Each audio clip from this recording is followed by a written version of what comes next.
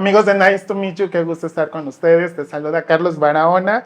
Y en esta ocasión es un episodio que ya traíamos ahí guardadito, una invitación pendiente de la vida. Pero las cosas, como dicen, y como dice este dicho, suceden cuando tienen que ser y como tienen que ser. Creo que tal vez no habían sido los momentos idóneos. Y ahora, pues se presta, porque además traes ahí un bebé, que es una segunda edición de tu libro. Bienvenido, Antonio Robledo. Gracias, qué amable. ¿Cómo Mucho te gusto va? estar acá y contento de que finalmente se está dando, ¿no? Después de años, creo. Años, De como tratar unos de 2 años, yo de creo, tratar de conciliar la entrevista, pero bueno, aquí de que estamos. vienes en temporadas a Tuxtla. Bueno, Yo, habitualmente ya radicas en Canadá. yo radico en Canadá, llegué a Canadá hace 10 años.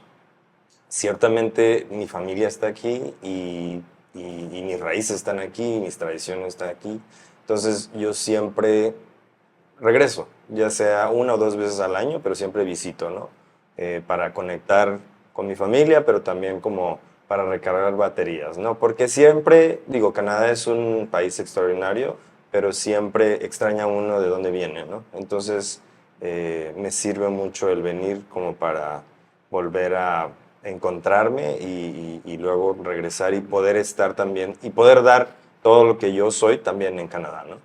Y yo creo que también ha de servir como regresar a la tierra donde tienes tu ombligo, como habitualmente dicen ya las personas mayores, y recargarte de energía, porque aunque eres comunicólogo de profesión, al paso del tiempo tú te has ido eh, llenando de nuevos estudios, de nuevas herramientas para poder acompañar a través de la psicología, de la terapia. Sí, bueno, he pasado por muchas cosas. Ciertamente Ajá. estudié comunicación y yo me fui a Canadá porque me fui a estudiar cine. O sea, yo me fui por otra cosa a Canadá. Pero bueno, la vida me ha llevado por muchos caminos y especialmente en la pandemia el encierro me llevó a leer más sobre los procesos cognitivos de las personas y cómo una cosa afecta y cómo de alguna manera también se van desarrollando ciertos patrones, traumas en las personas. Entonces empecé a leer más y me empezó a fascinar, ¿no? Entonces fue ahí cuando me certifico como consejero y luego empiezo a trabajar en diferentes organizaciones que se dedican a eso, a la salud mental. Y ahorita estoy estudiando una maestría en Canadá en salud mental y adicciones, ¿no? Enfocándome un poquito más en el tema de adicciones por el gran tema de las sustancias que bueno, ha crecido muchísimo, no solamente en Canadá, en Estados Unidos, en México. Los tres países están con el tema de las sustancias de manera muy delicada y creo que se necesitan muchas más personas en el área y con conocimientos. Y bueno, aquí estamos, a eso me dedico y me encanta, me fascina poder encontrar a las personas y coincidir y poder a través de mí que ellos vayan descubriendo cosas de ellos y conociéndose más, ¿no? Qué importante lo que tú mencionas y creo que la pandemia como tal, este encierro que nos llevó a desconstruirnos, a conocernos, a empezarnos a quitar como la cebolla muchas capas que traíamos ahí como ya pensamientos dados por hecho que así teníamos que ser o así tienen que ser las cosas y justo este momento de estar en encierro y en paz, ciertamente, o sea, en paz de actividad mundial, pero empezó también el caos propio, empezar a Oh, vaya. buscar soluciones o salidas o problemas que no sabíamos que estaban ahí porque vivíamos en el rush y en el ruido del mundo. Entonces, cuando se calla eso, empiezan a emerger este tipo de situaciones. Totalmente, la pandemia fue como una especie de retiro para muchísimas personas, o sea, retiro obligatorio, ¿no? Y pues los retiros es lo que tienen, ¿no? Los que generan mucha reflexión en las personas. Y muchas personas no están acostumbradas a hacer eso. Entonces, hubieron muchas crisis a partir de eso, ¿no? Hubieron muchos matrimonios que se terminaron precisamente porque se dieron cuenta que no eran compatibles en muchas cosas al estar bajo un techo encerrados, ¿no? Y muchas otras cosas que pasaron, ¿no? La pandemia fue algo muy especial, digamos, no solo para México, para el mundo, ¿no? Entonces, a todos nos afectó de manera muy particular, ¿no? ¿Cómo fue tu caso? ¿Estabas allá con tu familia? También querer bueno, el extrañar y querer regresar, pero Ya. no se puede, las limitantes, pues geológicas Tuve suerte porque yo estaba aquí Ajá. cuando la pandemia empezó. Entonces, la verdad, estuve aquí durante toda la pandemia, ¿no? Y no pude regresar a Canadá hasta que tuve las 2 dosis de la De vacuna, las ¿no? vacunas. Entonces, pues eso me limitaba para regresar, pero por otro lado, por lo que escuché, Canadá también lo tuvo muy difícil, ¿no? Canadá no solamente estuvo encerrada por la pandemia, sino también estuvo encerrada por el invierno, ¿no? Entonces, pues era muy difícil. Aquí por lo menos podíamos salir a caminar o podríamos ir no sé, a un bosque, a un río, un lago, ¿no? Era como que te desconectabas un poco de todos y de todo, ¿no? Y en Canadá, pues no podías salir, o si salías hacía muchísimo frío, entonces pues te tenías que regresar otra vez a tu departamento. Entonces, de hecho, el estrés postraumático que tienen los canadienses por la pandemia es mucho más elevado que el que tiene México, porque ellos vivieron esas dos cosas al mismo tiempo. ¿Qué tan complicado ya en este asunto, hablando de la pandemia, empezó a ser para ti? ¿O cuáles fueron esos detonantes que te llevaron como curiosidad, pero también como, digo, no sé si fue desde la pandemia o antes, ya te dedicabas tú un poco al acompañamiento terapéutico? Sí, y no. O sea, siempre es curioso porque siempre he trabajado en roles en donde de alguna manera hay personas con las que tengo que hablar y las personas me tienen que contar cosas. Entonces, es muy curioso porque a lo largo de mi vida siempre las personas se han abierto muchísimo conmigo, ¿no? Y a mí hasta me sorprende, ¿no? Porque hay veces que estoy en una fiesta con un desconocido y de repente el desconocido me empieza a contar cosas súper privadas, ¿no?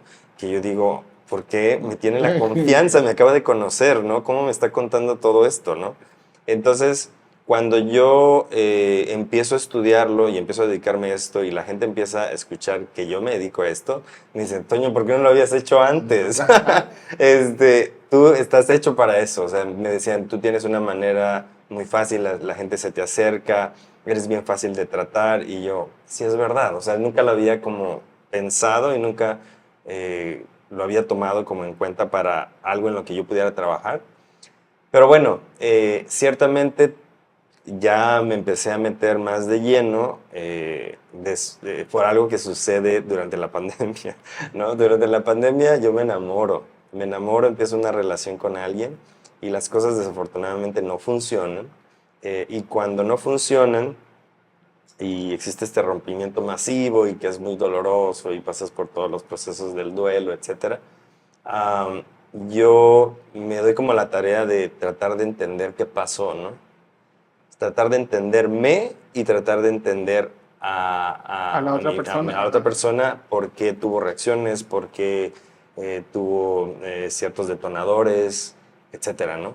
Y en ese proceso de estar tratando de entender toda la situación, todo lo que había pasado, empecé a leer mucho y a escuchar muchas conferencias y un tema me llevaba a otro, ¿no? Y empecé a escuchar a varios psicoterapeutas y luego también a leer libros de psicoterapeutas que hablaban al principio era como que hablaban del tema de cómo superar el duelo de un corazón roto, pero después eso te va llevando a otras cosas, ¿no? Y te va llevando vas descubriendo que también tu relación puede o no puede funcionar con base a las heridas que tú mismo traigas, ¿no? O las heridas que tu pareja traiga, ¿no? Ujú. Entonces, todo está relacionado, a fin de cuentas, ¿no? El amor es una de las grandes áreas o ramas, por así digamos, de la psicología en donde muchas veces nosotros estamos apoyando a los pacientes, ¿no? O sea, ellos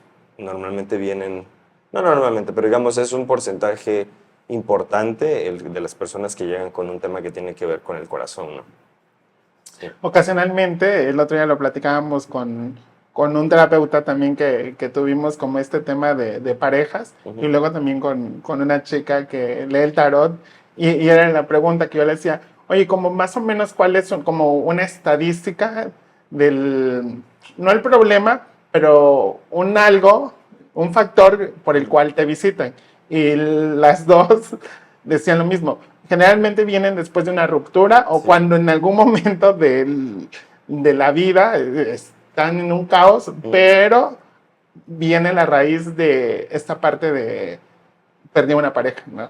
Sí, no, totalmente. Además que, digo, no todas las relaciones cuando terminan son dramáticas, el rompimiento es dramático, pero hay situaciones en donde se puede generar inclusive un trauma de cuando termina la persona, la relación, ¿no? Entonces sí es delicado, ¿no? Y sí muchas personas recurren al servicio de ayuda psicológica o terapéutica, consejera o consejería, precisamente porque se dan cuenta de que lo que están viviendo los está rebasando, ¿no? Y que tal vez no tienen las herramientas necesarias para poder enfrentar eso que están cargando, ¿no? Esa situación emocional que se suma, o sea, que están cargando en los hombros, pero se suma a todas las cargas de presión que hay en su vida, ¿no? Sea familia, trabajo, escuela, etcétera, ¿no? O sea, tú pones lo que quieras, ¿no? Entonces puede llegar a ser muy complicado, ¿no? Y es que también luego estas otras herramientas que tenemos para desahogarnos, pues generalmente son la familia, los compañeros de trabajo, los amigos, que luego andamos ahí buscando el hombro donde desahogarnos.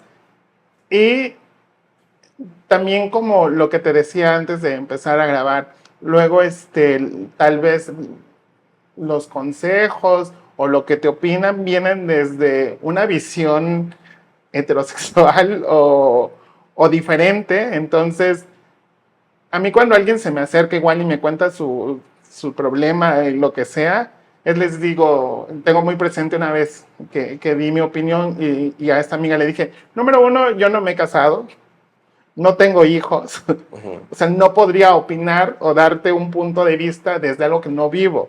Viéndolo desde fuera, creo que haría esto, pero no es una verdad o algo que tú tengas que hacer. No.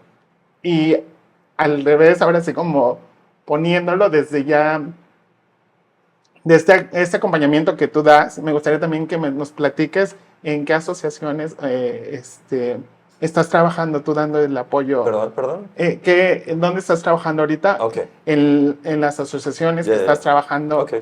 donde pones tu talento, tu servicio a apoyar sí. a las comunidades, ¿no? Lo que comentas es cierto, ¿no? O sea, es verdad que muchas veces no podemos entender totalmente a la persona porque no estamos en sus zapatos y eso nos va a pasar siempre, independientemente de que, por ejemplo, sea un amigo que sea de la comunidad o sea un familiar no sé, que sea un conflicto dentro de la familia y que sea un familiar y te pueda llegar a entender más.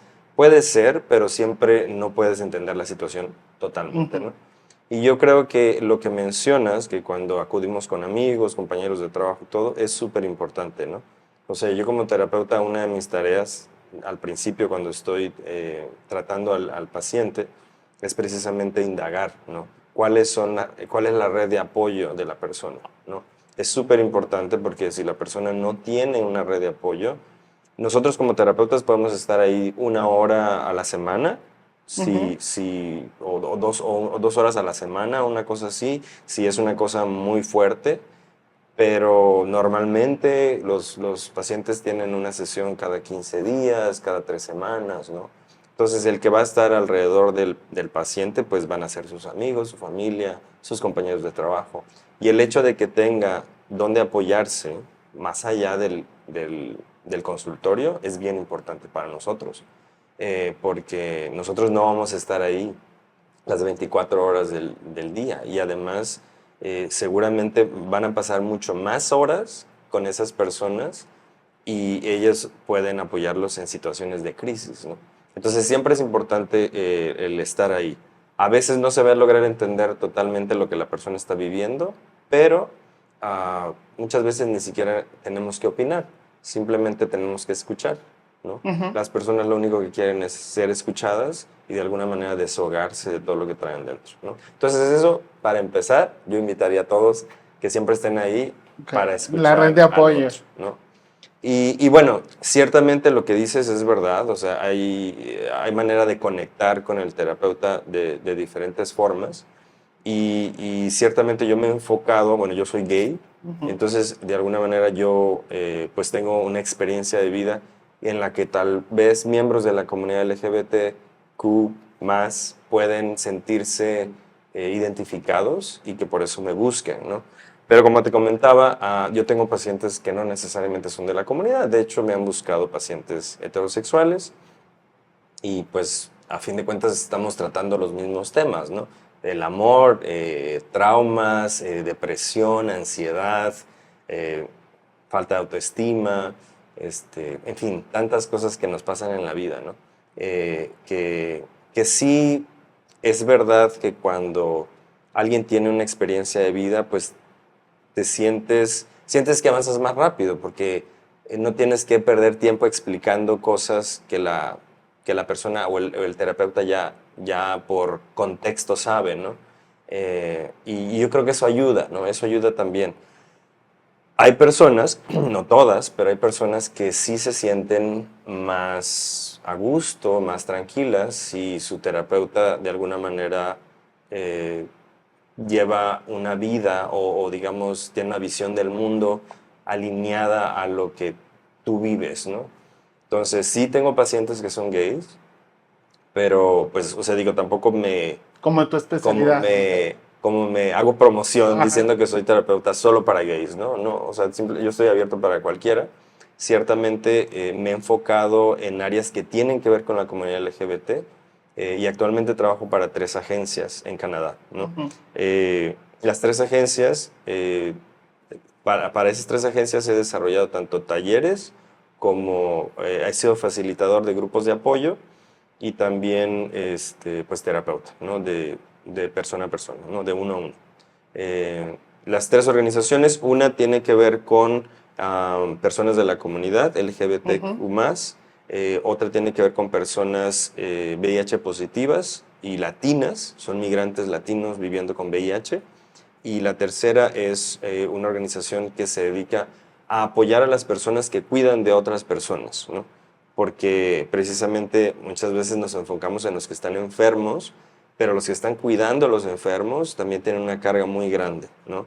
Entonces nosotros nos dedicamos a apoyar a estas personas que cuidan a un enfermo, que cuidan a un adicto, que cuidan a una persona que está con depresión, ¿no? Porque ellos también tienen una carga muy fuerte, ¿no? Entonces, a poder apoyarlos a ellos para que sigan cuidando a sus enfermos es bien importante, ¿no? Entonces, pues en estas áreas me estoy enfocando ahorita.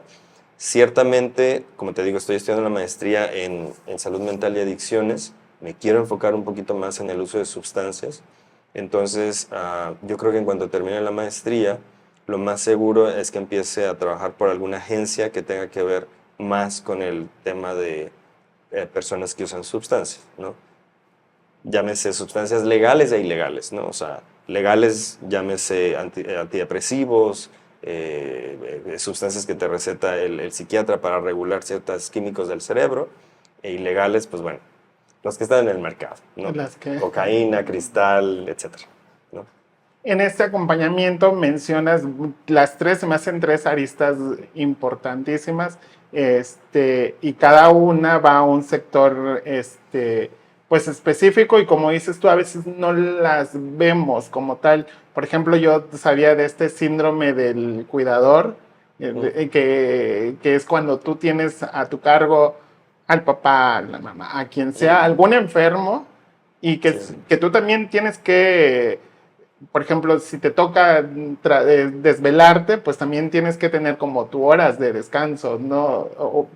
También tienes que empezarte a cuidar físicamente y también mentalmente, mm, porque voy a hablar desde mi experiencia, a mí me tocó ser cuidador un mes más o menos de mi abuela y fallece, yo en algún momento tuve como esa carga así de que no hice bien, que me hizo falta, Claro. porque digo, al final es un proceso que lo tienes que entender, pero si no estás preparado o no tienes las herramientas, pueden suceder otro tipo de cosas, ¿no? Totalmente, ¿no?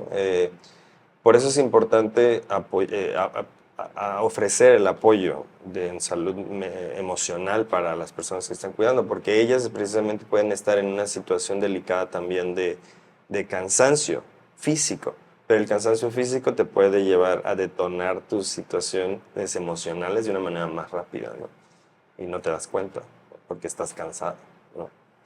Y lo otro que me hace como interesante es el apoyo a las comunidades LGBT, porque creo que cuando una persona ya empieza a tener como querer salir del closet o querer solucionar como sus asuntos tal vez mentales propios del ser humano, Mm. pero que luego siguen existiendo estigmas, creo, dentro de la sociedad, que no se pueden abrir tan fácilmente y el tener este acompañamiento con alguien que pueda sentir aún más confianza o más empatía o es diferente el apoyo que puedes recibir y brindar.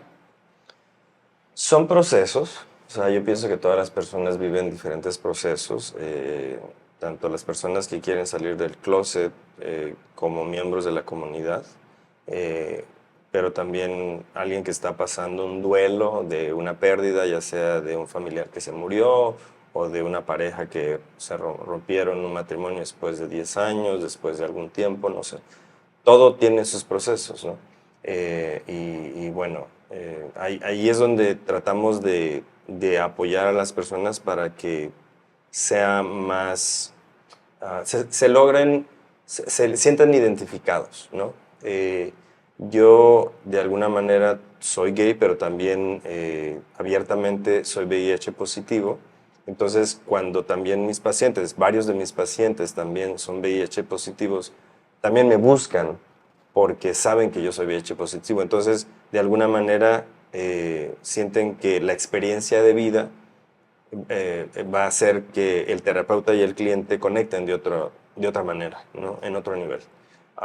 Y obviamente, ¿no? O sea, porque, por ejemplo, nosotros podemos hablar del estigma que tiene el VIH, pero si tú no eres portador de VIH, tú conoces el estigma desde fuera. Ujú. Pero si tienes VIH, tú lo conoces en carne propia, ¿no? Desde adentro.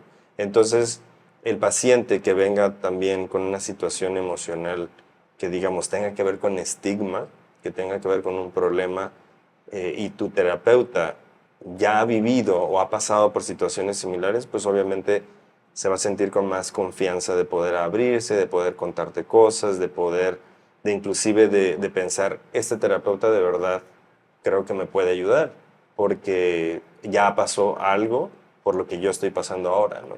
Entonces sí, definitivamente ayuda el que tu terapeuta tenga ciertas experiencias de vida, como por ejemplo también el tema del uso de sustancias, ¿no? O sea, una persona que, un terapeuta que, digo, no idealmente, pero digamos un terapeuta que en algún momento en su vida fue, digamos, por poner un ejemplo, adicto a la cocaína, ¿no? Y logró salir adelante y logró salir del problema, ¿no? Un paciente que tenga adicción a la cocaína y que sepa que su terapeuta logró superar el tema de la adicción, pues obviamente se va a sentir identificado no solamente por el tema de que yo puedo superarlo, sino de que este terapeuta me entiende porque él también pasó por situaciones similares a las que yo pasé, ¿no? Entonces siempre esos elementos son importantes. Por eso también, y les recomiendo que cuando estén buscando un terapeuta, traten de buscar un terapeuta con el que conecten en varios niveles, ¿no? Y si tienen una mala experiencia, porque he escuchado de muchos malos terapeutas, si tienen una mala experiencia, denos una segunda oportunidad. Busquen un segundo o un tercer terapeuta hasta que encuentren la persona con la que hagan clic, porque de verdad que hasta a mí me cuesta, yo tengo terapeuta, ¿no? y hay veces que he estado brincando de terapeuta en terapeuta porque no encuentro el que de verdad trabaje bien conmigo, ¿no? Hasta que finalmente encuentras el que dice, sí, o sea, este era lo que yo necesitaba, ¿no? Pero muchas personas se quedan con la primera impresión y ya no vuelven Con a el que le intentar. recomiendan y, Que a y veces van. que ese terapeuta puede hacer clic con la persona que te recomendó, pero no contigo, ¿no? Entonces, no siempre el tema de que es excelente terapeuta ya significa que tú vas a funcionar con ese terapeuta, ¿no? No siempre es Sí, así. no, no es como Ujú. digo, cada uno trae su costalito cargando y cada Ujú. uno sabe con quién encontrar tal vez esa red de apoyo y saber con quién poder abrirlo Ujú. y sentirse en confianza y a gusto. Más conectados, sí. Ajá. Antonio, ahorita tocaste un tema que, digo, no todo el mundo tiene que saberlo o- porque es algo propio y tú sabrás con quién compartes ese tipo de información o ese estado. Ujú. Este, ¿qué tan difícil? Para mí se me hace difícil preguntarlo. ¿Qué tan difícil Adelante, fue adelante. para ti eh, tener ese diagnóstico de VIH positivo? Ay, Dios. Para ti y también cómo o Sí, con qué herramientas tú contabas para poder hacerlo pues público, al menos con ya, tu familia o con tu pareja ya, o no ya. sé con quiénes compartes este tipo de información. No es fácil, yo creo que no es fácil nunca un diagnóstico de ninguna cosa, o sea, porque a fin de cuentas un diagnóstico de salud implica una carencia de algo que tiene que ver con tu salud, vale la redundancia.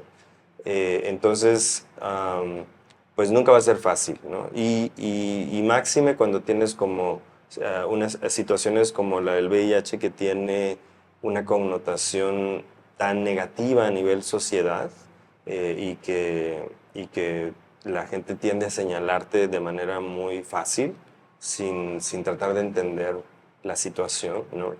En algún momento, recuerdo, estaba yo dando una charla, era un grupo de mujeres a las que le estaba dando una charla sobre educación sexual, ¿no? Y no sé cómo salió el tema, pero bueno, yo les dije que yo tenía VIH. Y entonces la charla se tornó en torno a mí y me empezaron a preguntar, ¿y cómo obtuviste VIH? ¿No? Pero la manera en que me estaban haciendo las preguntas era un poco como agresiva, ¿no? Entonces, yo de entrada, pues dije, no me lo voy a tomar personal, o sea, voy a tratar, era una generación de señoras, pues mucho más grandes que yo, entonces, pues vienen de una generación con otros conceptos, con otras ideas. Y recuerdo que una de ellas dijo, ¿no? Pues es que seguramente estabas teniendo sexo con muchísimos hombres, ¿no? Y, e hizo una como afirmación sin conocerme, o sea, un juicio moral sin conocerme. Y yo le decía, yo le regresé la pregunta a ella, ¿no? Yo le decía, ¿con cuántas personas te tienes que acostar para que se te transmita el virus del VIH, ¿no? Y entonces otras empezaron a contestar y dijeron, con una, efectivamente, ¿no? Con una. Es más, le digo, en el caso de ustedes, que son mujeres, señoras casadas, hay casos, muchos casos de señoras casadas a las que el esposo les transmite VIH, ¿no? Y estas mujeres nada más tienen sexo con su esposo y no tienen sexo fuera de su matrimonio. Sin embargo, tienen VIH, ¿no? Y el tema es que ya la sociedad de entrada te está juzgando por cómo contrajiste el VIH Ujú. sin escuchar, ¿no? Y sin conocerte, ¿no? Entonces es muy fácil señalar, ¿no? Sin ver los propios problemas que uno trae dentro, ¿no? Pero bueno, volviendo a tu pregunta, no fue fácil cuando me diagnosticaron, ¿no? De hecho, aprovechando, en este libro que yo escribí, y que bueno, ahorita Ah, platicamos sobre el libro, en el poema número 5, digamos algo de una manera más pública del closet del VIH, ¿no? Y en el poema número 5 es acerca sobre el día que me diagnosticaron. Yo llevo viviendo con VIH 7 años, o sea, ya tiene mucho tiempo. Entonces, lo que pasó en el poema pasó hace 7 años. Yo ya no soy la persona que me diagnosticaron hace 7 años, ¿no? Hace 7 años, pues yo desconocía muchas cosas, yo era un ignorante pues realmente no tenía la información que debía haber tenido, ¿no? ¿Y por qué digo debería? Pues porque era una persona que tenía una vida sexual activa, ¿no? Entonces, las posibilidades de yo adquirir VIH siempre estuvieron latentes, ¿no? Entonces, pues era mi tarea educarme, ¿no? No esperar que llegara la educación y la información a mí, sino yo activamente educarme y buscar las fuentes que me pudieran ayudar, ¿no? Pero bueno, fue un balde de agua fría. Al principio fue muy difícil y me tomó tal vez entre unos 10 meses, un año, como que entender todo lo que estaba pasando, procesarlo y voltearle la moneda al otro lado, ¿no? Empoderarte. Eh, pero pues no es fácil, ¿no? Hay personas que, que llevan 20, 30 años viviendo con VIH y eh, traen el peso del estigma muy fuerte, ¿no? Y se siguen limitando en su vida por muchas cosas por el diagnóstico del VIH, ¿no? Entonces, ahí ves también cómo las personas, cada persona es un mundo y cada persona va a tener sus propios procesos y vivir las cosas como las tiene que vivir, ¿no? Yo ahora tengo la capacidad de poder decir que soy VIH positivo y decirlo sin, o sea, sin ningún miedo, pero de donde yo estoy ahora a hace 7 años ha sido un proceso. O sea, no ha sido así de la noche a Ni la mañana, lineal ¿no? ni fácil. Claro, exactamente, ¿no? ¿Cómo, cómo lo toma? Digo, en este caso, después de que pasas tal vez tu proceso de caos, de catarsis, poderlo decir con tu familia, que ha de ser como el Mm. primer tal vez respiro y también encontrar apoyo. ¿Cómo Sí. lo va recibiendo tu gente alrededor? Bueno, yo se lo dije, yo soy un caso especial, yo creo, porque el día que me diagnosticaron yo se lo dije a mis papás y a mi hermana, ¿no? Somos una familia de 4. Am, pero, pues, así como te decía, ¿no? Hay personas que viven con 20, 30 años con VIH y su familia no lo sabe todavía, ¿no? Entonces, yo de alguna manera me vi en la necesidad de decirles, porque también, como yo no tenía la información, sí sentí como un peso muy, muy fuerte en mis hombros y la carga emocional que traía el diagnóstico era muy fuerte. Entonces, yo dije, esto no lo puedo cargar yo solo. O sea, necesito alguien más que me apoye, ¿no? Y entonces fue que, pues, acudí a mi familia, pero ciertamente también se reparte el peso, ¿no? Eso no significa que no haya peso más en mí, sino que se reparte el peso y también a ellos les toca cargar cosas, ¿no? Pues de haberles yo dicho, ¿no? Entonces tampoco para ellos se vuelve fácil, ¿no? El vivir el proceso de un familiar que tiene VIH. Pero pues también la manera en que yo vivo y la manera en que yo soy y la manera en que yo me he empoderado, a ellos también les sirve, ¿no? Porque si me ven bien, pues también ellos se sienten bien, ¿no? Pero fue todo un proceso, ¿no? Y te digo, para mí fue desde un principio decirle a mis papás, pero, o sea, hay personas que no lo han hecho y llevan muchos años y no tienen por qué hacerlo tampoco, ¿no? O sea, porque, te digo, es un proceso personal. Pero para mí, de alguna manera, el tema, y bueno, y este año salgo del closet a nivel masivo, por así decirlo, Ajá. o público con el libro, porque también para mí el tema de la congruencia de vida es bien importante, ¿no? Y no es de que yo estuviera mintiendo, pero no me gusta como que vivir algo y no en su plenitud, ¿no? Entonces, cuando salía el tema, el no poder contar mis propias experiencias por el tema, al qué dirán, por el juicio, por el estigma, era como de, ay, no, o sea, como que me gustaría, ¿no? Como que me gustaría hacerlo, ¿no? Y fue hasta este año en el que sale este libro que digo yo, creo que es momento porque no solamente siento que me va a servir a mí para seguir avanzando en mis propios procesos, sino que también le va a servir a otras personas que están en la misma situación como yo, ¿no? El ver a otra persona que lleva una vida común y corriente como cualquier otra persona, sirve para precisamente eso, para tirar todos esos constructos del estigma y que la persona se dé cuenta de que nosotros vivimos con VIH, pero eso, vivimos de una manera normal como cualquier otro, ¿no? Y nos cuidamos, sí, como nos deberíamos de cuidar todos, ¿no? O sea, no, tampoco tenemos que hacer como que algo súper extraordinario, ¿no? Pero de hecho dicen que los que tenemos VIH tenemos las posibilidades de vivir muchos más años porque nosotros nos hacemos estudios de sangre, estudios de todo regularmente y normalmente nos cuidamos en una buena alimentación, hacer ejercicio, ¿no? Entonces tenemos mejor salud que los que no tienen VIH muchas veces. Pero bueno, esa es una larga historia. Oye, ahorita que lo mencionabas, y esto de hacerlo público, ya el momento que lo haces público y que abres como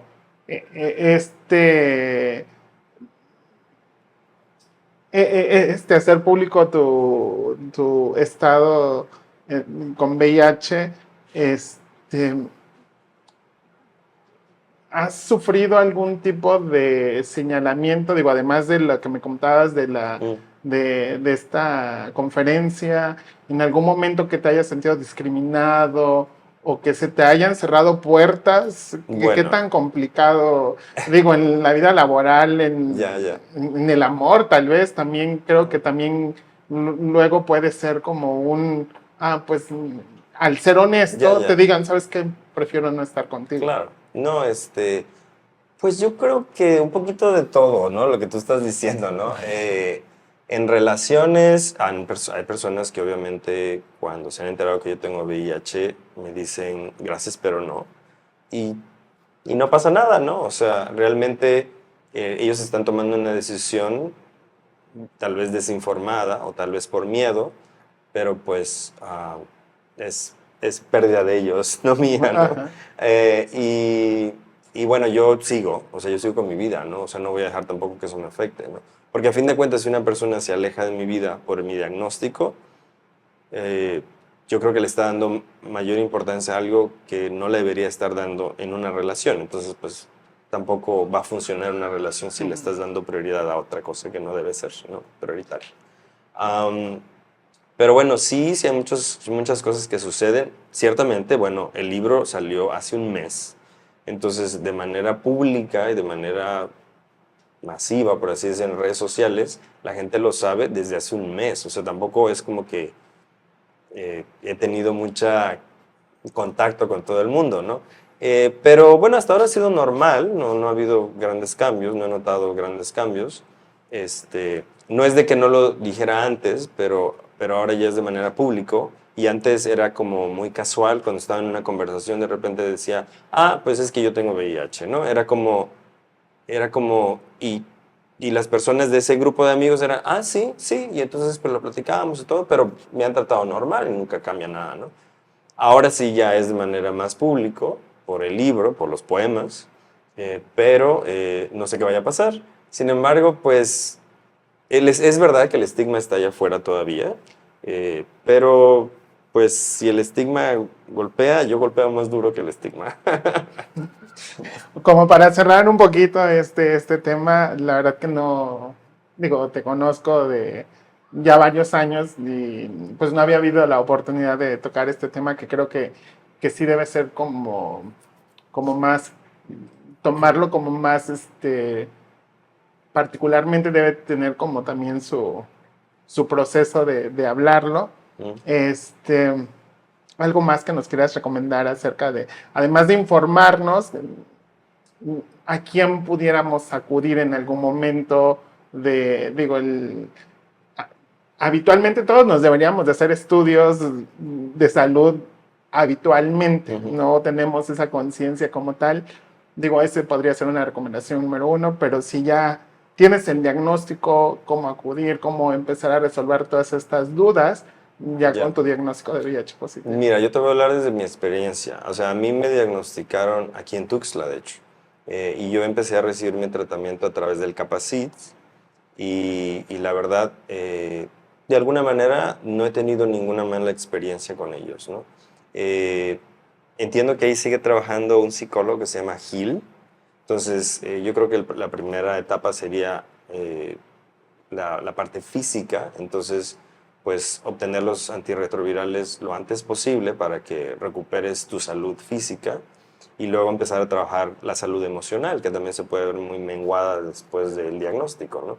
Entonces, pues Gil está en el Capacit, no me acuerdo de su nombre, pero bueno, es el único psicólogo o es el encargado del área de psicólogos del Capacit y es muy bueno, es mi amigo, y bueno, lo recomiendo. Aquí estoy también yo, o sea, si necesitan apoyo, si piensan que yo puedo escucharlos y darles algún consejo de mi propia experiencia de vida o quieren terapia, aquí estoy yo también. Pero la cuestión es buscarle, ¿no? O sea, no dejarse ahogar, ¿no? Solos. A mí cuando me diagnostican, empecé a buscar a personas que me ayudaran a entender más, ¿no? Y fue muy bonito, porque no solamente encontré personas aquí en Tuxtla, o sea, Gil en el Capacit, mi doctora en el Capacit, pero también, ¿cómo se llama? Alejandro, no me acuerdo de su nombre, pero es el director de los Capacits a nivel estatal, también excelente persona. Y empecé a platicar con personas que me empezaron a hablar más como de lo que era el VIH, entenderlo más, ¿no? A aterrizarlo más, ¿no? Entonces, en primera instancia eso. Y también una experiencia muy chistosa, si tú quieres o no sé cómo lo veas. Habían unos influencers o no sé cómo le llaman, youtubers, que hablaban sobre el estatus, sobre su estatus seropositivo en las redes. Y les mandé un inbox y les dije, me gustaría hablar contigo. Y porque me acaban de diagnosticar y tengo muchas dudas, ¿no?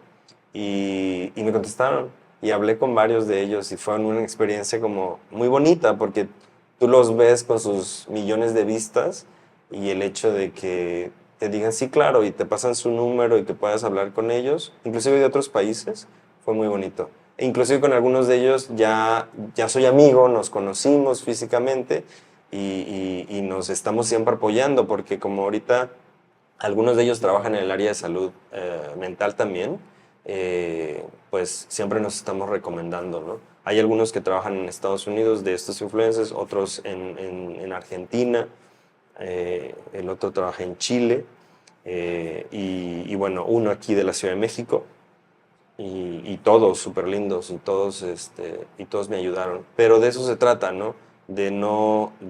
Si te sientes solo, no ahogarte tú solo, o sea, buscar ayuda. Como digo, el peso no solo el diagnóstico, yo creo que eso aplica para todo en la vida. El peso de las cosas de la vida que llegan, hay veces que puede ser sobrecogedor y demasiado, ¿no? Entonces dices, ¿cómo lo voy a hacer, no?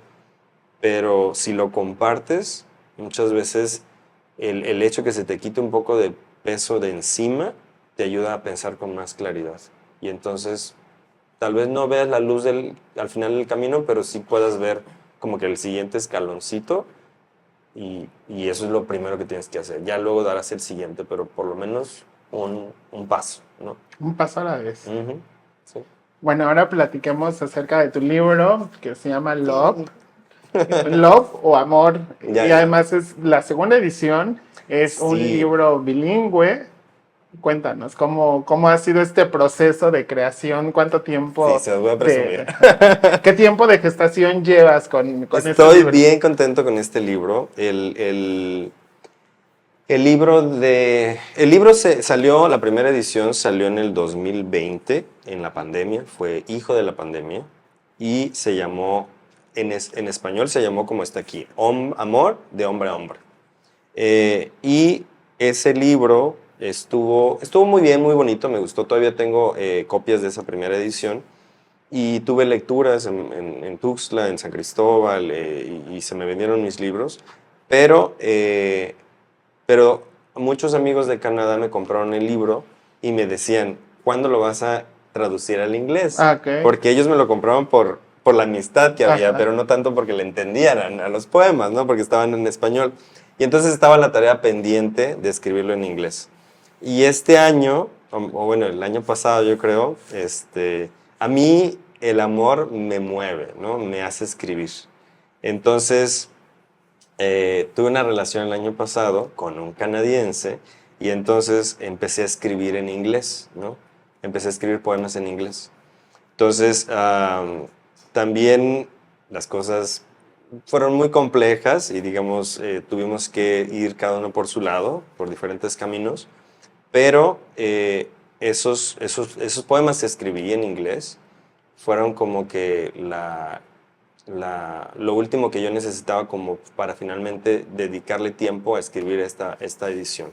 Entonces, esta edición es una edición revisada y aumentada, ¿no? O sea, porque de hecho la primera edición yo creo que es la mitad de gruesa de este libro. Ajá. Y este tiene 229 poemas, ¿no? O sea, Ok. tiene un montón de poemas. Y todos están en los dos idiomas, están en español y en inglés.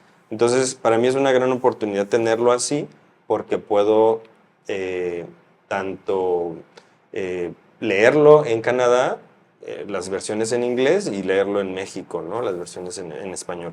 Entonces, ha sido muy bonito. E independientemente de eso, este libro está súper completo. O sea, estoy súper feliz con este libro porque este libro de verdad que tiene...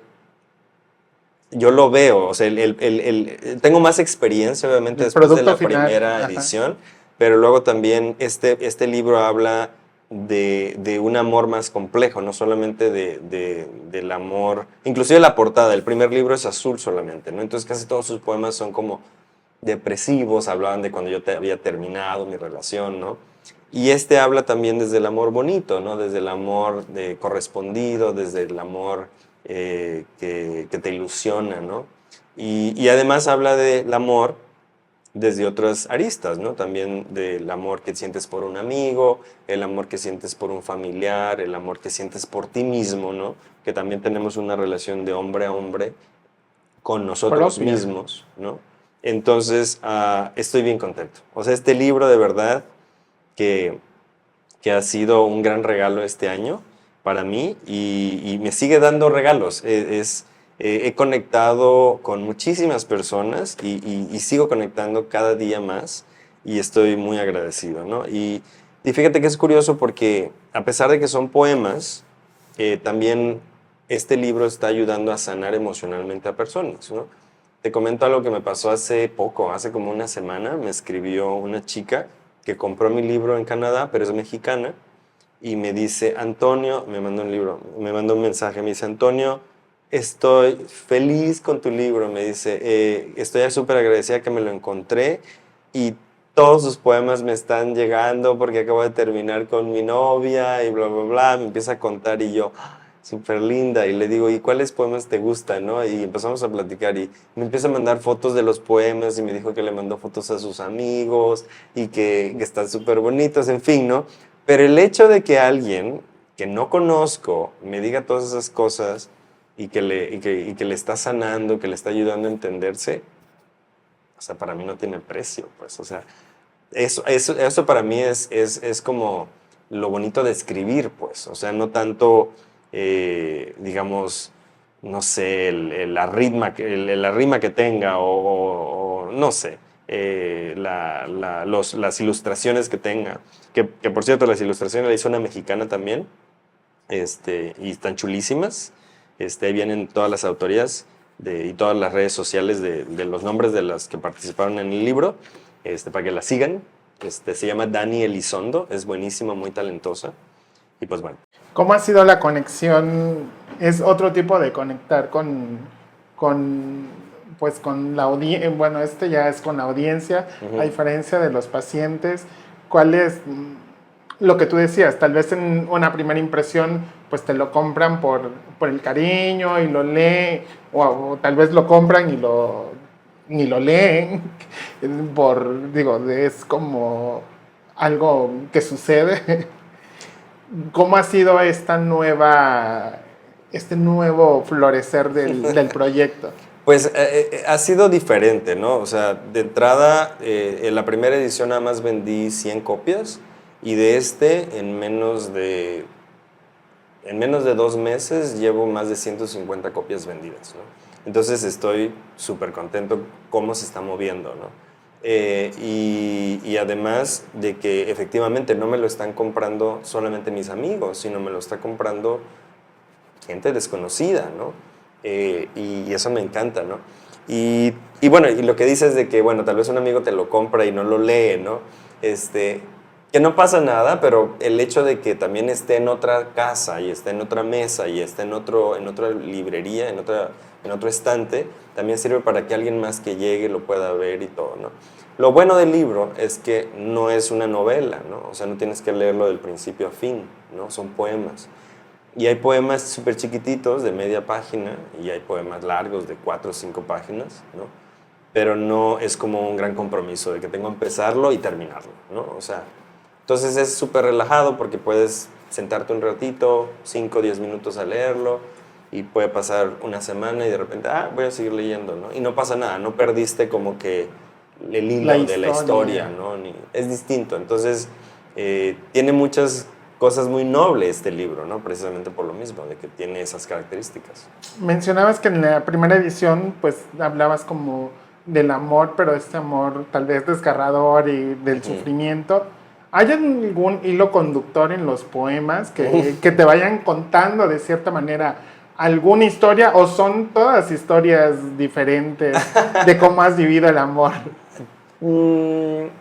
Hay historias, hay poemas que se los dediqué a una misma persona, entonces tal vez algunos poemas sean similares en ese sentido, pero todos los poemas son como diversos, tienen diferentes maneras de acercarse al amor, ¿no?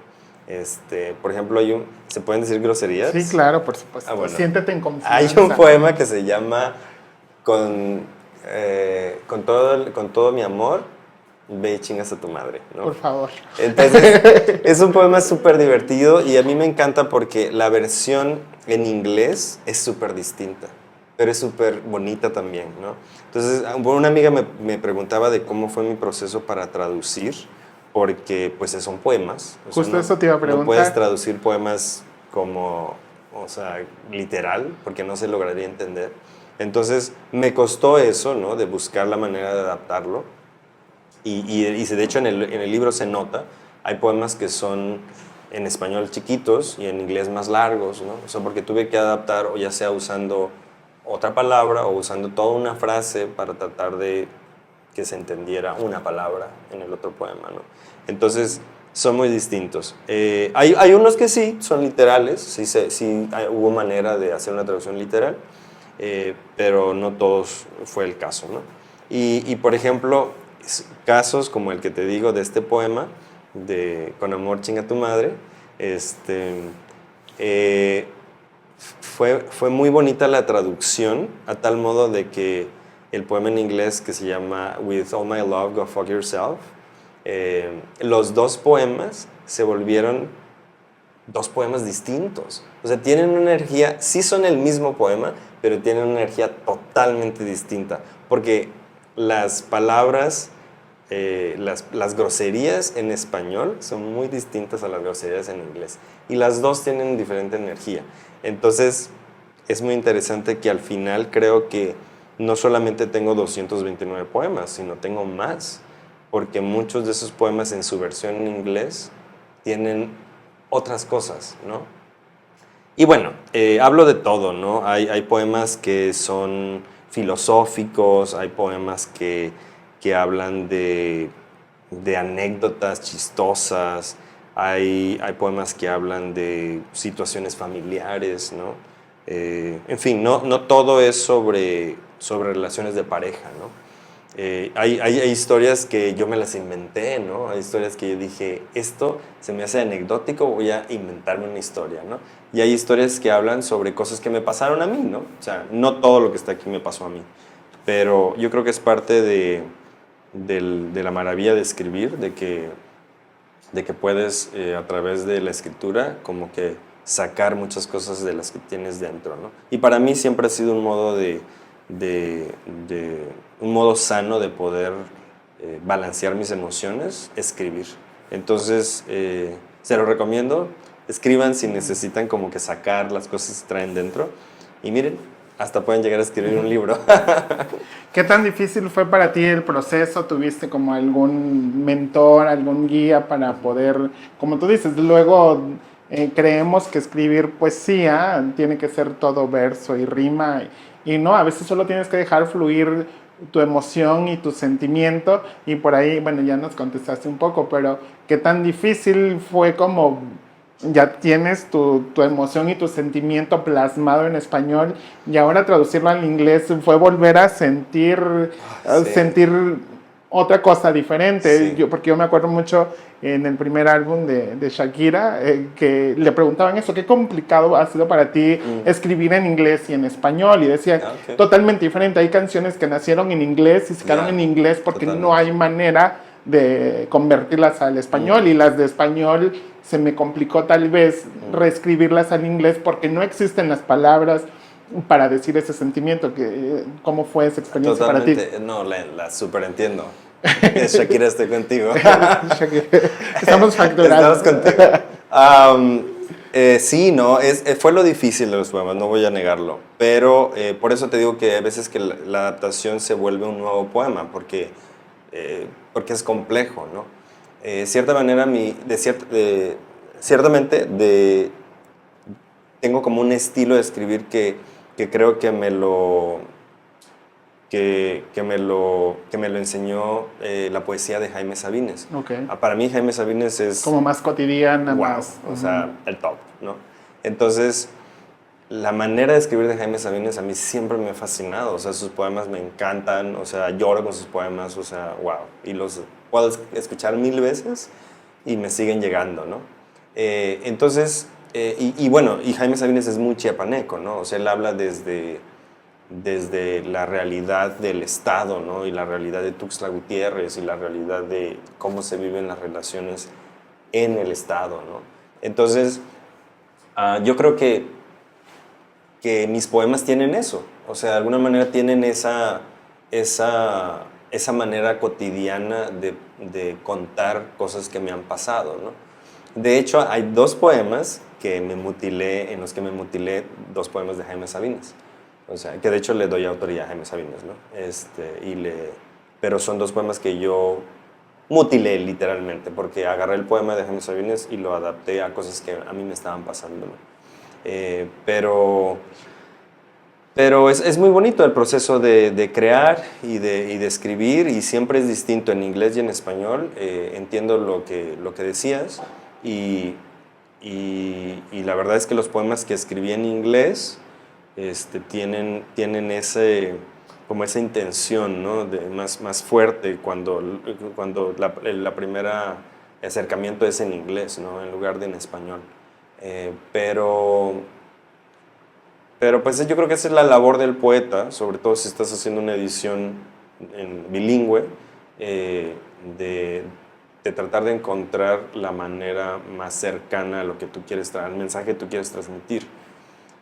Ciertamente sirve mucho que yo hablo los 2 idiomas, porque si yo le hubiera pedido la tarea a un traductor, yo creo que hubiera sido más largo el proceso, me hubiera costado más, me hubiera gustado menos, inclusive los poemas, porque pues hubiera sido Con alguien más tecnicismos, ¿no? tal vez, ¿no? Sí, entonces pues fue mi labor también, ¿no? El tratar de encontrar algo que se acercara más a lo que yo escribía, ya sea en español o en inglés, ¿no?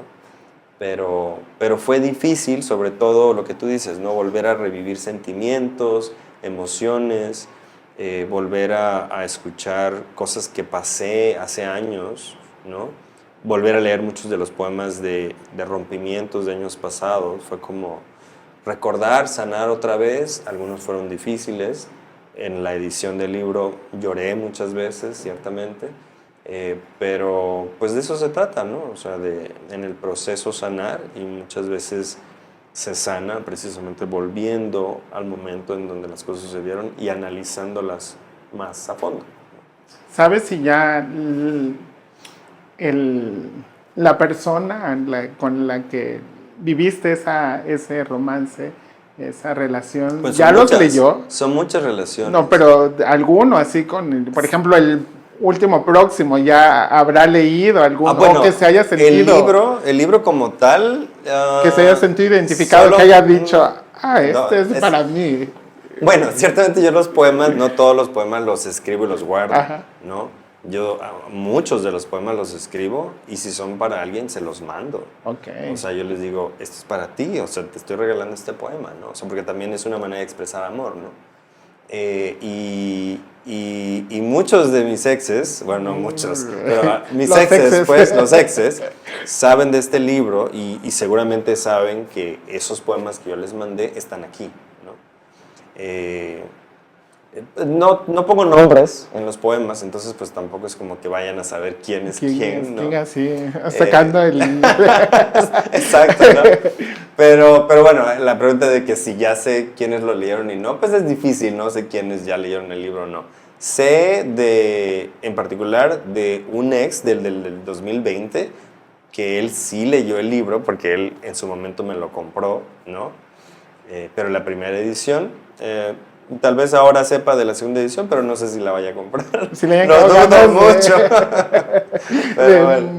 como, digo, no sé, tal vez como los exes de Paquita la del Barrio, no creo que quisieran comprar un disco de Paquita la del Barrio donde, exacto, ¿no? O sea, porque sí, donde les hay ponen poemas bonitos, pero hay poemas en donde los les doy con cucarachea. todo, ¿no? Claro, por supuesto, ¿no? En este momento en tu vida, ¿cómo está el amor?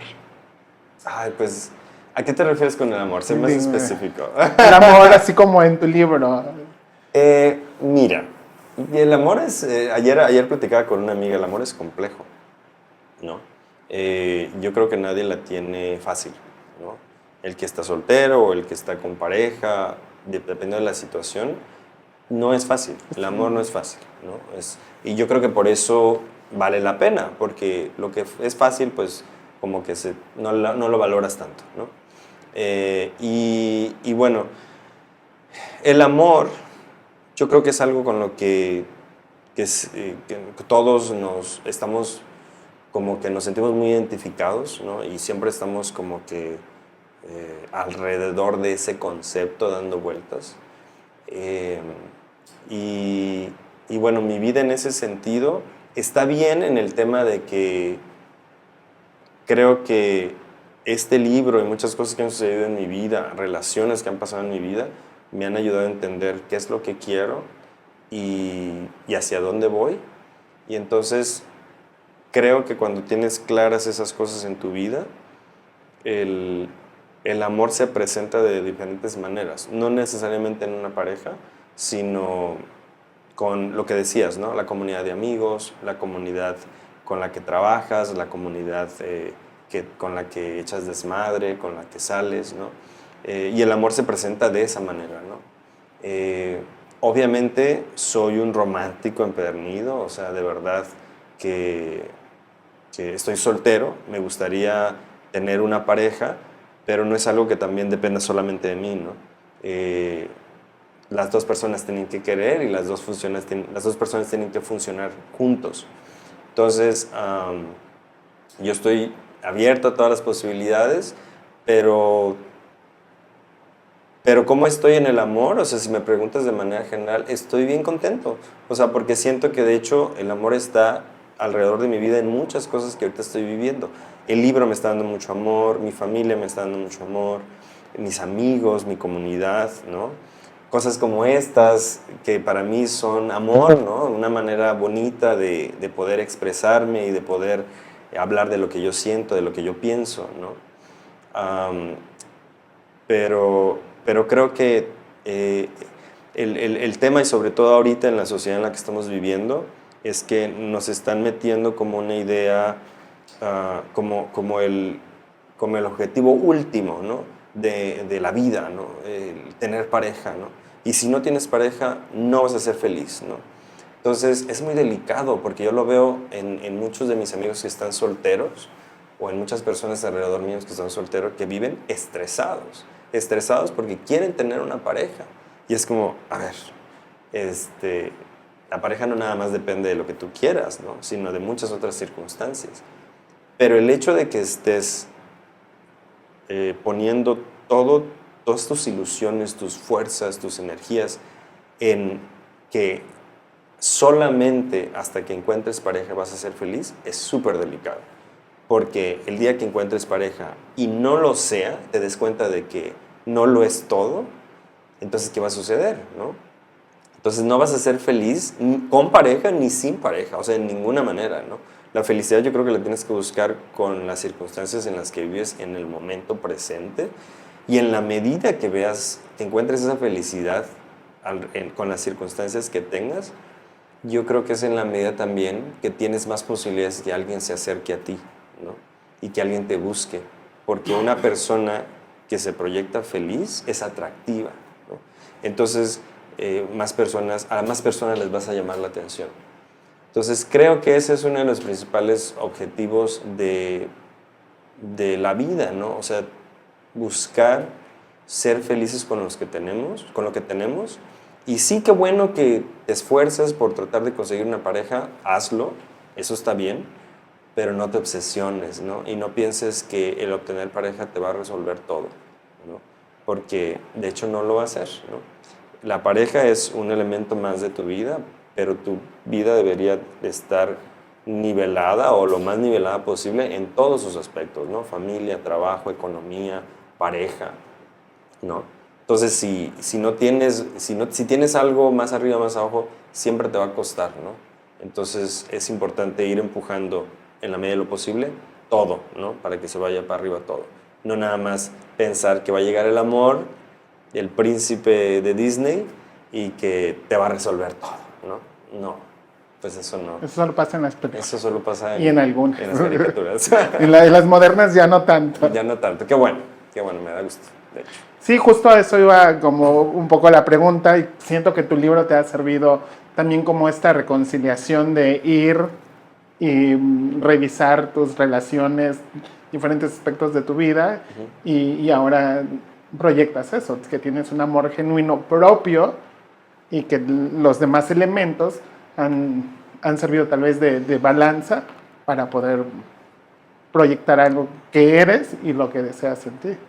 Que bueno, vale agregar algo, vale mencionar algo aquí, que la vida es un sub y baja, ¿no? Sí, claro. O sea, hay momentos en los que estamos bien, y a pesar de que puedes tener herramientas que te ayuden a estabilizarte y estar bien, ¿no? O sea, tú puedes tener terapeuta, amigos, una buena familia, una buena pareja y una buena economía y todo.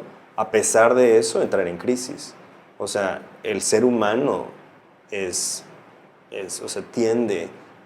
frágil, pues. O sea, no significa que llegue un momento en que todo está resuelto en tu vida, ¿no? No. Como ese momento de plenitud total que queremos conseguir. Que piensas que existe y no es cierto, ¿no? Tal vez haya, como dicen por ahí, haya épocas de vacas gordas y te vaya muy bien, pero las vacas flacas van a llegar eventualmente, ¿no?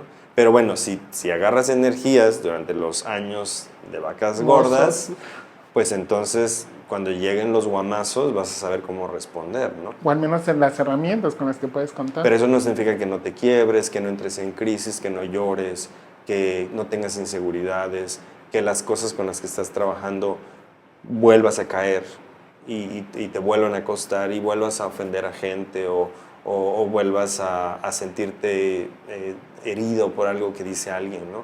O sea, eso no significa que ya está resuelto todo, ¿no? Yo creo que es una constante, ¿no? Es un trabajar constantemente, ¿no? Entonces, yo te estoy diciendo lo que estoy pasando ahorita y lo que he vivido hasta ahora, pero bueno, te puedo decir de épocas de crisis profundas que las que he tenido, que me han llevado hasta donde estoy ahorita, pero tiene que ver con eso, o sea, que la vida es así. Y esperemos se mantenga, ¿no? O sea, a ver hasta cuándo, ¿no? Porque va a llegar para abajo y pues tengo que estar listo. O tal vez no, pero el tema es aprender también de esos momentos en donde sientes que la vida te está tirando para el suelo, ¿no? Yo algún día le pregunté a mi terapeuta, le dije, oye, ¿cuándo me vas a dar de alta? Y me dijo, eso depende de ti, cómo te vayas sintiendo. Y luego tuve una temporada de no ir y me dijo, ¿te diste de alta?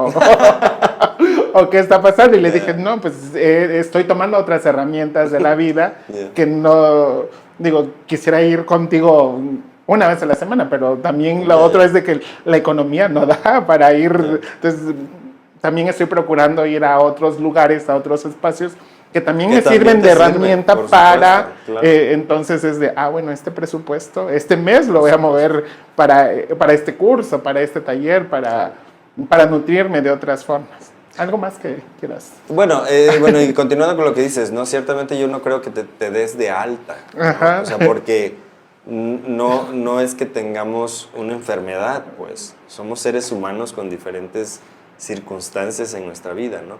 Entonces, el terapeuta va a estar ahí, sobre todo, para apoyarte cuando estés pasando por una situación compleja, ¿no?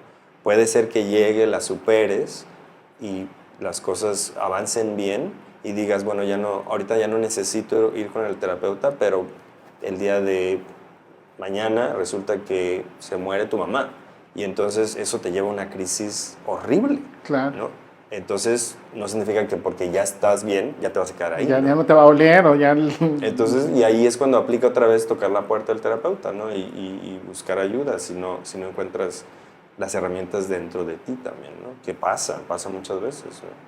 Algo Somos más que humanos. nos quieras agregar. No, pues muchísimas gracias por la invitación y por esta plática. Se me hizo muy bonita y platicar un poquito de todo, del libro, de la salud mental que es tan importante y a fin de cuentas, como platicar desde la perspectiva humana, ¿no? A mí me encanta, pues, aterrizar las cosas, hacerlas más como mundanas en el sentido de que inclusive los terapeutas no tenemos la respuesta de todo, ¿no? Muchas veces la respuesta la tenemos nosotros mismos dentro, e inclusive muchas veces el terapeuta nada más te dice lo que tú ya sabes que tienes que hacer, ¿no? Pero lo importante es eso, ¿no? Como que escucharnos más, ¿no? Ser más como conscientes de nuestra vida y cómo la estamos llevando, ¿no? Algo que me está gustando mucho de la maestría que estoy estudiando es que, y desde el principio fue como muy claro de todos los profesores y nos lo enfatizaban mucho, ¿no? Nos decían, no se les pide ser perfectos, a ustedes no se les pide ser perfectos. Como terapeutas a ustedes lo único que se les pide es que sean conscientes de lo que están viviendo en el momento. Es decir, que sepan reconocer cuando estén tristes, cuando estén enojados, cuando estén en crisis, cuando estén pasando por una situación humana y actuar en consecuencia, ¿no? Y eso se me hace increíble porque es que tiene sentido, ¿no? O sea, no somos perfectos, pero en la medida en que nosotros nos conozcamos, en esa medida vamos a poder reaccionar mejor ante las diferentes circunstancias, dificultades, enfermedades, problemas y desmadre que nos traiga la vida, ¿no?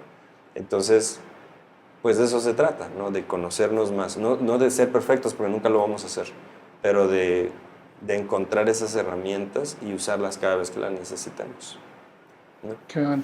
Como había un meme por ahí que leí alguna vez que decía, y los psicólogos cuando están atravesando algún momento difícil lo tienen fácil porque solo tienen que ir a sus apuntes y encuentran la solución. Ese meme lo vi y de hecho me lo mandó una prima que es psicóloga también y le digo, pues es que tú deberías estar usando tus apuntes. Y mira, tiene sentido de hecho el meme, o sea, y yo le criticaba a mi prima y le digo, yo no sé si tú usas tus apuntes, pero yo sí los uso. Porque el tema es que efectivamente, si tú ya tienes las herramientas que le estás dando a tu paciente y crees en esas herramientas y tú no las usas, es súper hipócrita, ¿no? Entonces, claro, o sea, yo uso muchas de las cosas que le doy a mis pacientes conmigo mismo, porque sé que funcionan. Qué padre y qué honesto, porque pues entonces eso es lo que proyectas y eso es lo que... Pues sí. Con lo que comulgas y con lo que vives. Y nada mejor que vivir en el ejemplo. Sí, o lo más honesto. Yo sí busco mis apuntes y los leo. Ok. Pues ya para finalizar tenemos esta dinámica de las preguntas Nice to Meet You, que son una pregunta. A diferencia del tarot convencional, aquí te regalamos una pregunta. A ver. Va. Para que la leas y nos las compartas y la ¿Te la desarrolles. doy o la leo yo? Tú la lees. Ok. Ok, la pregunta es, ¿de qué decisión de tu vida te arrepientes más? Fíjate que muchas veces me han preguntado de qué me arrepiento en la vida y yo creo que yo no me arrepiento de nada, no por el hecho de que no haya hecho cosas malas o la haya regado, ¿no? La he regado muchas veces de manera garrafal, horrible, he hecho mucho daño, he hecho llorar a gente cuando no debería, etcétera, ¿no? He hecho cosas malas, como todas las personas, pero no me arrepiento por el hecho de que creo que todos esos momentos, sobre todo las cosas malas, las cosas en donde tal vez nos cuesta reconocer el error, nos cuesta ser humilde, en donde nos cuesta pedir perdón, yo creo que son los momentos y las situaciones en donde más he aprendido de mí y más he aprendido de la vida, ¿no? Entonces, por eso no me arrepiento, no por el hecho de que no hayan cosas malas en mi vida, sino porque siento que todo lo que me ha pasado en mi vida me ha llevado hasta donde estoy ahora. Y si yo no hubiera tenido si no hubiera cometido esos errores o esas fallas, o no me hubiera caído en esas ocasiones, tal vez no estaría aquí. Entonces, no me arrepiento de nada. Y yo creo que lo bonito de tu respuesta es que no viene desde un punto de arrogancia, sino también de humildad, de saber, pues, en ese momento no tenía las herramientas con las que ahora puedo voltear y decir... No, en que las tengas, o sea, uno puede volver a caer, como te digo. Es una constante, o sea, el estar conociéndote, esforzándote, siendo más consciente de lo que estás sintiendo, viviendo y diciendo, ¿no? Y se vale pedir perdón, ¿no? Nada más no lo hagas un hábito tampoco, ¿no? Sí, claro, que se vuelva ya tu denominador común Ya, claro, en la vida. No, o sea, claro. Pues muchas gracias, Antonio, Gracias por a ti, esta Carlos. charla. La verdad que tenía mucho gusto de querer platicar contigo, porque desde que te conocí me transmitiste una buena energía, y pues ahí siempre estoy al pendiente de que andas en Canadá o aquí, así de, ay, ¿qué estás aquí? ¿Cuándo te vas? La vemos, y no sabía lo era hasta ahora.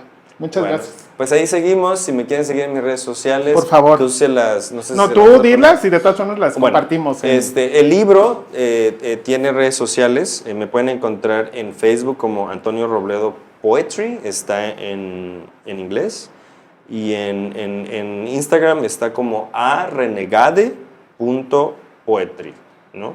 En los dos son de mi libro, pero ahí también pueden mandar mensajes si necesitan algo y yo les contesto y me daría mucho gusto escucharlos.